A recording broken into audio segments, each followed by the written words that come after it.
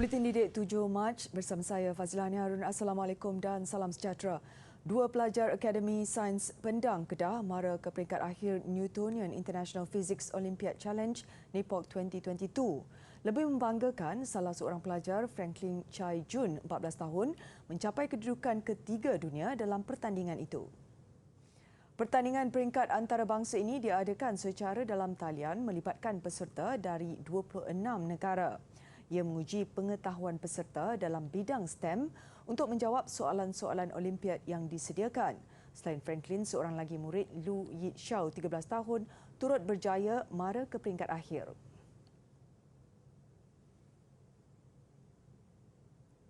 Lazimnya bidang teknologi kimpalan sering dimonopoli lelaki kerana kerjayanya yang lasak dan mencabar. Namun pelajar dari College Vocational Keningau, Sabah, Siti Aisyah Abdullah membuktikan sebaliknya apabila muncul sebagai satu-satunya pelajar perempuan yang membentang projek tahun akhir di persidangan antarabangsa anjuran Beirut Arab University. Sabah, Malaysia. Middle East International Conference on Contemporary Scientific Studies diadakan secara dalam talian pada 4 Mac lalu menampilkan pembentang dari lebih 20 negara. Siti Aisyah membentang projek inovasi peralatan sukan yang membantu pemain bola keranjang atau bola tampar berlatih melontar bola dengan lebih baik. Alat tersebut dikenali sebagai spike trainer di pasaran dan sering digunakan dalam latihan permainan sukan. Dia bercadang membuat beberapa penambahbaikan kepada alat tersebut sekaligus membuktikan kemampuan pelajar vokasional dalam bidang reka cipta. Semakan tawaran kemasukan ke Maktab Rendah Sains Mara MRSM mula dilakukan bermula Rabu ini. Menteri Pembangunan Luar Bandar Datuk Seri Mazir Khalid dalam kenyataannya berkata, Mara kekal dengan dasar 60% pengambilan pelajar daripada keluarga berpendapatan rendah B40 selain keutamaan kepada calon luar bandar dan miskin bandar. Menurutnya, calon yang berjaya ditawarkan ke MRSM perlu membuat pengesahan penerimaan tawaran kemasukan dalam tempoh 7 hari menerusi portal rasmi Mara. Sekiranya calon tidak berbuat demikian, tawaran berkenaan dianggap terbatal. Dalam pada itu, sebarang pertukaran program dan penempatan MRSM adalah tidak dibenarkan. Calon yang tidak berjaya memasuki MRSM boleh membuat rayuan secara dalam talian di pautan tertera bermula 9 Mac ini sehingga 16 Mac dan tidak perlu hadir secara fizikal. Untuk rekod, Mara tahun ini menerima sebanyak 74,500 permohonan ke tingkatan 1 dan 4 MRSM. Mahasiswa dan penduduk di kawasan luar bandar akan memperoleh banyak manfaat dengan inisiatif projek Wi-Fi dan internet percuma menggunakan teknologi televisyen White Space TVWS. Projek kali pertama di Malaysia ini membuka peluang kepada kumpulan pelajar untuk memanfaatkan capaian internet luar bandar melalui frekuensi TVWS yang tidak melibatkan kos besar. Dilancarkan oleh Menteri Pengajian Tinggi Datuk Seri Dr. Nuraini Ahmad, projek ini membantu komuniti sekitar menjalankan aktiviti harian seperti pengajaran dan pembelajaran di rumah PDPR, perniagaan dan juga perkembangan internet benda IoT. Kawasan Taman Industri Seri Sulong di Parit Sulong, Batu Pahat, Johor terpilih sebagai lokasi pertama projek ini yang dibangunkan UiTM Holdings dan rakan strategik. Teknologi TVWS ini menggunakan gelombang televisyen tersedia UHF dan UVF yang tidak digunakan oleh syarikat penyiaran. Sekaligus dapat dimanfaatkan sebagai infrastruktur internet berkelajuan tinggi. Menurut Datuk Seri Dr. Nuraini, dengan penawaran Wi-Fi dan internet percuma menggunakan teknologi TVWS di lokaliti-lokaliti terpilih, kebergantungan pelanjaringan digital negara dapat dilaksanakan dengan lebih pantas hasil inisiatif Universiti Awam di bawah Kementerian Pengajian Tinggi.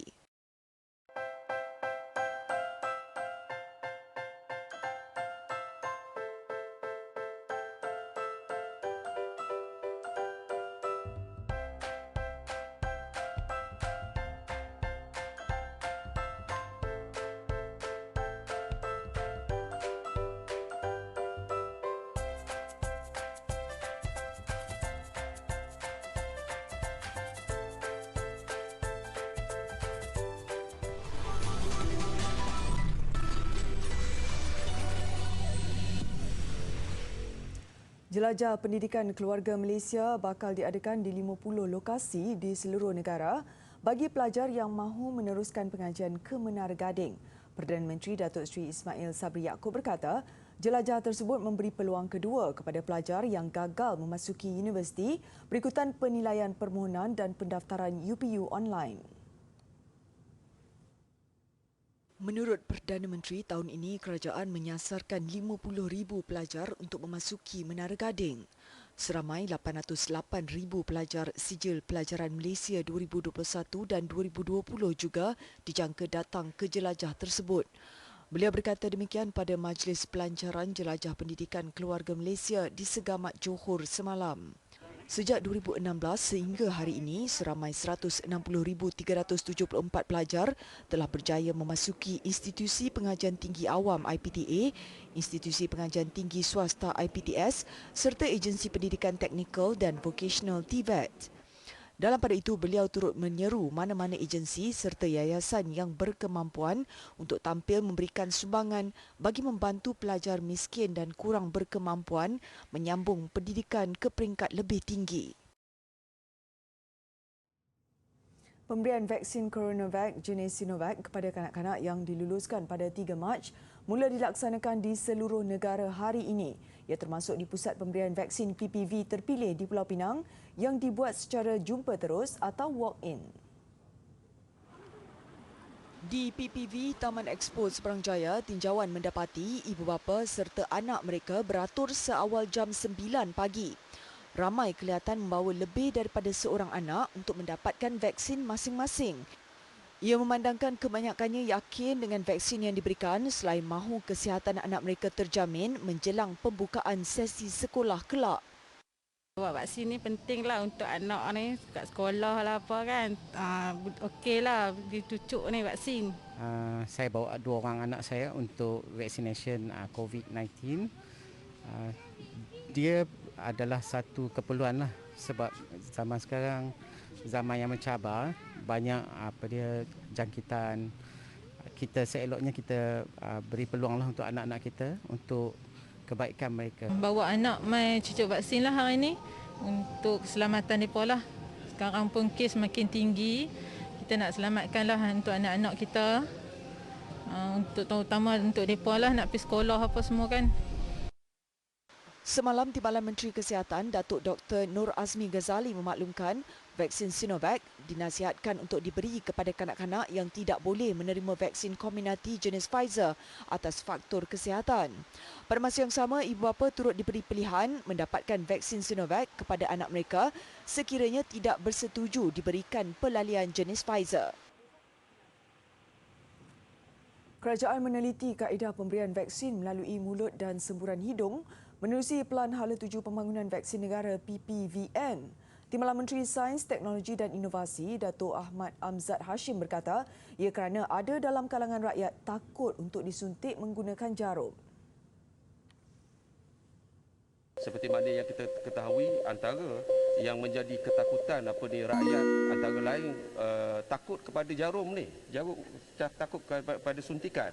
Maka antara pembangunan yang sedang dibangunkan adalah termasuk juga pemberian vaksin secara oral dan juga secara nasal spray. Jelasnya, PPVN tidak hanya tertumpu kepada penghasilan vaksin COVID-19, malah turut terbabit menghasilkan vaksin bagi penyakit lain. Bagaimanapun ketika ini, negara hanya mempunyai kapasiti untuk menghasilkan vaksin haiwan sahaja. Dinasti Mughal berpusat di Delhi, India dan memerintah di antara abad ke-16 hingga ke-19. Dinasti Mughal mewah dengan barangan kemas dan dihiasi dengan batu-batu permata yang bernilai seperti berlian, delima dan mutiara. Mari kita lihat contoh kemewahan tersebut dengan artifak kita pada hari ini. Artifak kita adalah sarpeh atau perhiasan turban. Sarpeh bukan sahaja berfungsi sebagai penghiasan turban, malah ianya merupakan salah satu tanda kebesaran, sebuah pengiktirafan pemerintah kepada golongan bangsawan yang sudah berbakti kepada dinasti. Ini merupakan penghiasan turban yang berbentuk satu pelepah. Sarpeh ini dihiasi dengan batu berlian dan batu-batu permata yang lain yang berwarna-warni. Kepentingan Sarpeh dapat kita lihat pada lukisan mini ini. Lukisan ini memaparkan pemerintah Aurangzeb yang menyampaikan Sarpeh kepada pegawainya, dan pengiktirafan seperti ini amatlah bernilai, mewah dan meningkatkan status si pemakainya.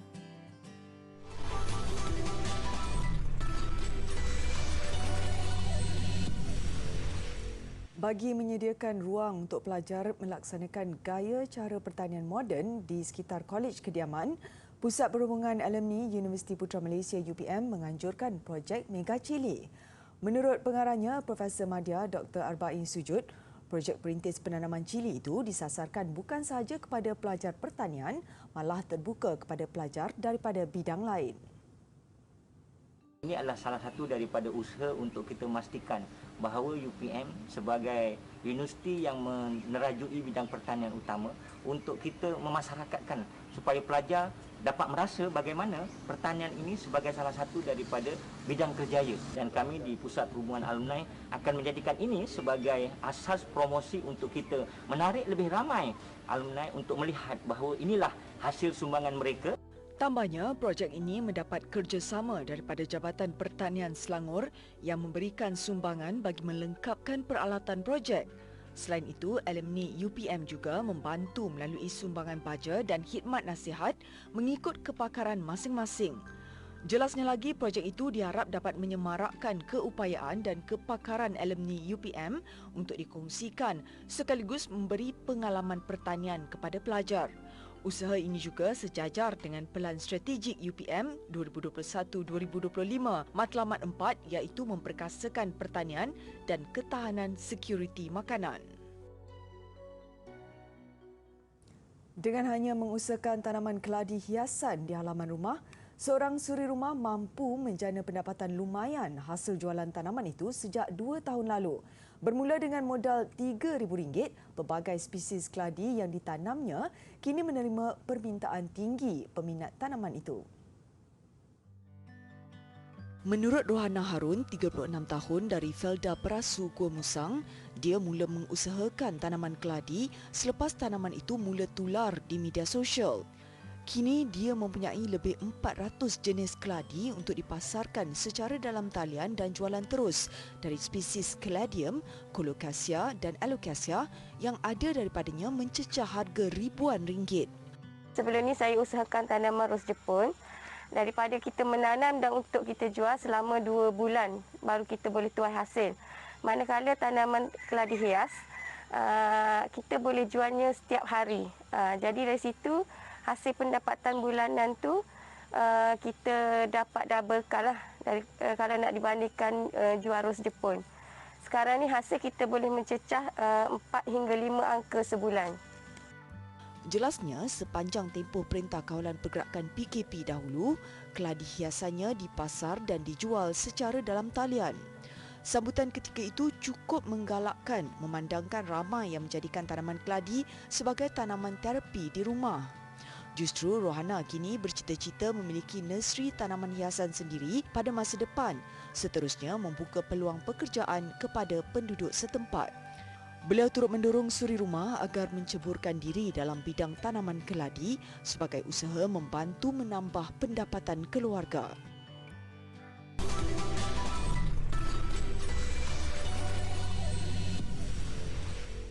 Sukan pelayar wanita kebangsaan Nur Shazri Mohamad Latif meraih pingat emas pada Kejohanan Asia 2022 di Abu Dhabi, Emirat Arab Bersatu. Beraksi dalam acara Laser Radial, Nur Shazri mengumpul 9 mata bersih mengatasi pencabar dari India dan Hong Kong. Kem pelayaran negara turut ceria apabila Khairul Nizam Muhammad Effendi meraih pingat perak dalam acara Laser Standard Lelaki. Kejayaan meraih pingat emas dilihat hadir tepat pada masanya ketika Nur Shazrin Mohamad Latif melakukan persiapan intensif menjelang Sukan Asia di Hangzhou, China September ini.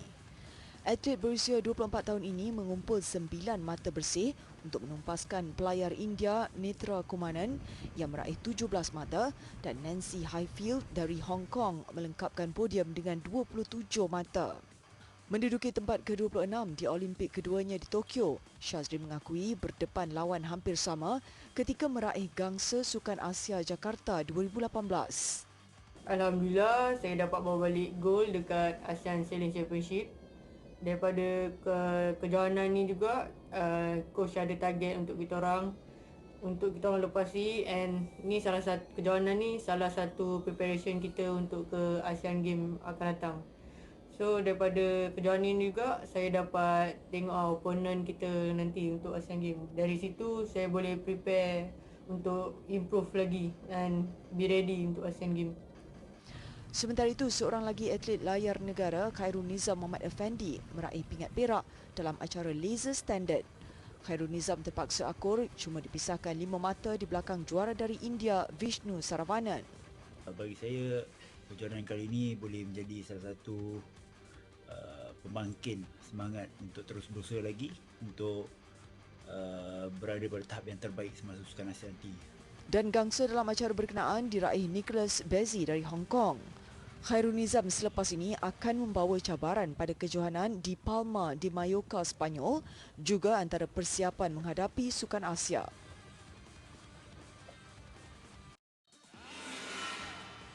Keaksi Liga Perdana Futsal Malaysia MPFL, Selangor Mac mengesahkan kejuaraan lebih awal meskipun masih memiliki satu perlawanan. Pada aksi ke-13 menentang Shah Alam City, jaringan tunggal Matthias Vasconcelos Silva sudah memadai buat Selangor Mac meraih kemenangan. Selangor Mac bukan sekadar mengulangi prestasi cemerlang mempertahankan kejuaraan 2019, tetapi juga turut mengecewakan pencabar di tangga kedua, Pahang Rangers, yang turut mengintai gelaran juara. Selepas beraksi 13 kali, Selangor Mac cuma tewas sekali untuk mengumpul 36 mata. Saingan olahraga terbuka Malaysia edisi ke-97 melabuhkan tirainya menyaksikan 4 lagi atlet melepasi had kelayakan untuk bertanding pada Sukan Si Hanoi. Antara acara tumpuan 200 meter lelaki, pelari muda Muhammad Azim Muhammad Fahmi berjaya mengejutkan jago berpengalaman Jonathan Nipa. Azim juara dengan catatan 21.63 saat meninggalkan Nipa di tempat kedua, sementara Tan Zong Yang meraih gangsa. Dalam acara 400 meter berpagar lelaki, saingan diungguli Kwek Jun Jin dari Singapura. Jun Jin menghabiskan larian dengan catatan 52.53 saat mengatasi Muhammad Ammar Nur Azmi yang meraih perak, diikuti Muhammad Irfan Muhammad Fetri gangsa. Perlumbaan sama kategori wanita pula dimenangi Nur Syakiratul Aina Muhammad Asri yang mencatat 56.79 saat. Pingat perak menjadi milik Feninila Shirley Lucius dan Nur Nasitul Nadia Nasri di kedudukan ketiga.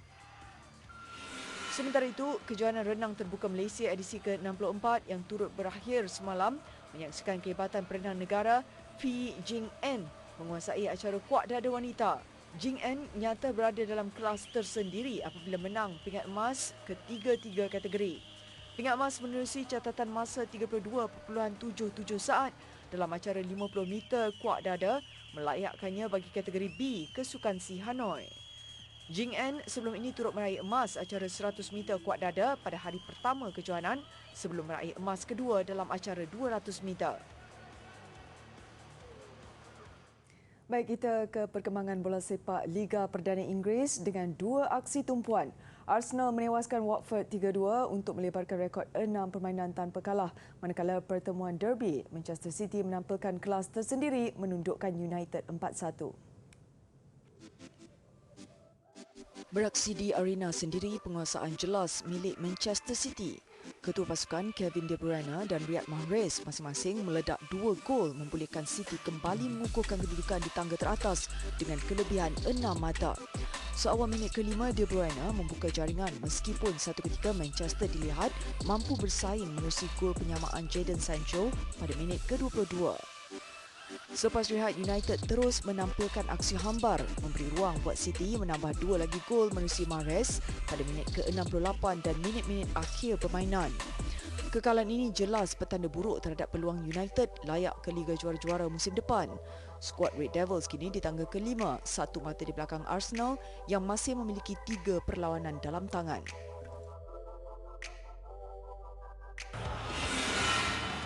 Kesaingan Eredivisie Liga Bola Sepak Belanda, Ajax mengekal kedudukan di tangga teratas selepas menang tipis ke atas RKC Waalwijk. Bermain di tempat sendiri, Ajax garang menerusi 2 jaringan awal Sebastian Haller. Bagaimanapun memasuki babak kedua, pelawat bangkit mengikat kedudukan dua sama hasil jaringan Michel Kramer dan Richard van der Van. Ajax menarik nafas lega apabila ledakan Dusan Tadic pada minit-minit akhir permainan memastikan kemenangan 3-2 sekaligus meraih mata ke-60 dua mata mengatasi PSV. Liga Jerman Bundesliga pula menyaksikan Hoffenheim merancakkan saingan kelompok teratas. Bertanding di Köln, jaringan tunggal Stefan Posch pada minit ke-61 memastikan 3 mata buat Hoffenheim. Kemenangan ini melonjakkan Hoffenheim ke kedudukan keempat, cuma dipisahkan 2 mata di belakang Bayer Leverkusen di tempat ketiga. Perlumbaan ski rentas desa terbesar di dunia sejauh 90 km mengakhiri buletin didik. Saya Fazlani Harun. Assalamualaikum dan salam hormat.